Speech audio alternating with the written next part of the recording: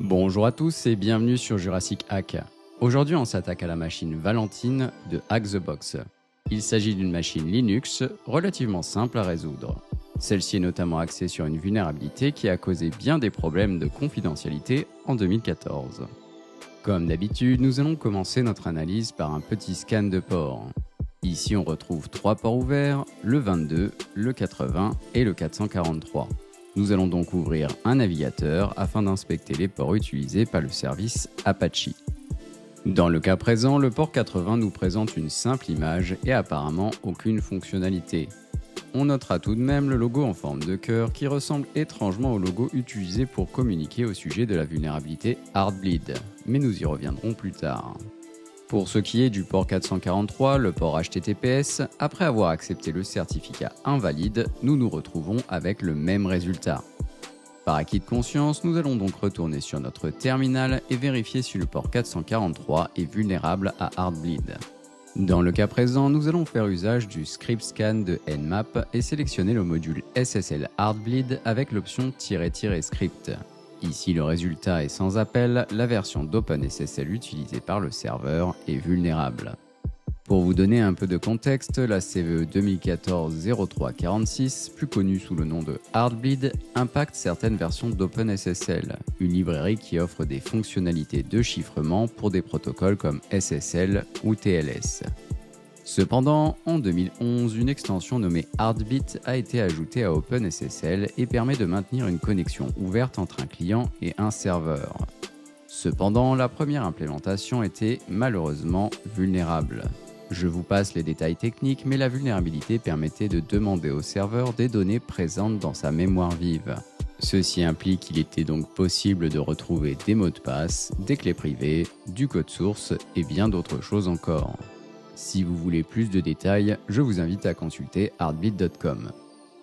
Bien, après cette petite histoire et avant de venir extraire des informations de la mémoire du serveur, nous allons tout de même exécuter un rapide scan de répertoire sur le serveur à l'aide de GoBuster. Après quelques secondes de scan, nous pouvons voir apparaître 2 répertoires intéressants, dev et encode. Nous allons donc retourner sur notre navigateur afin d'explorer ceci. Ici, le répertoire dev contient 2 fichiers, hypekey et note.txt. Le premier semble contenir de l'ASCII converti en hexadécimal. En effet, on peut facilement identifier les premières valeurs, ici 2D, qui correspondent au tiret en hexa. Nous allons donc copier le contenu et tenter de le décoder plus tard. Pour ce qui est du second fichier, il contient simplement quelques notes sur la vie d'un développeur qui a du pain sur la planche. On notera tout de même que le café reste une priorité. Maintenant, en ce qui concerne le répertoire encode, il semble que celui-ci est en fait une page PHP qui offre la possibilité d'encoder une valeur en base 64.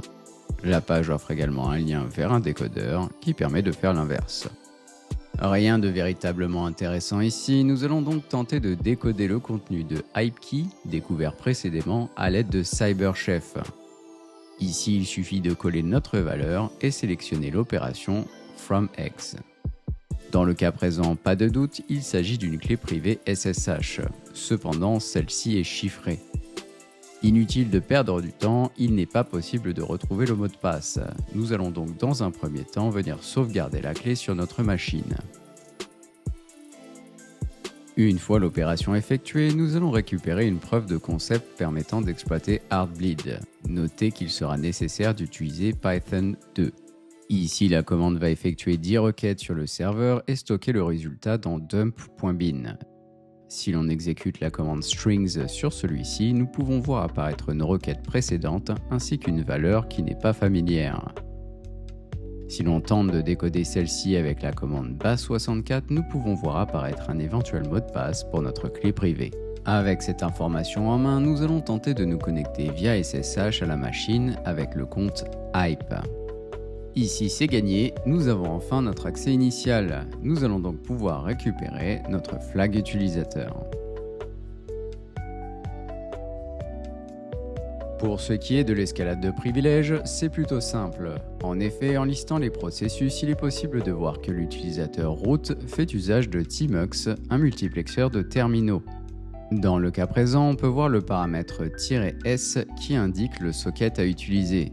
Si l'on dispose d'un accès lecture et écriture sur celui-ci, nous serons en mesure de voler la session de route.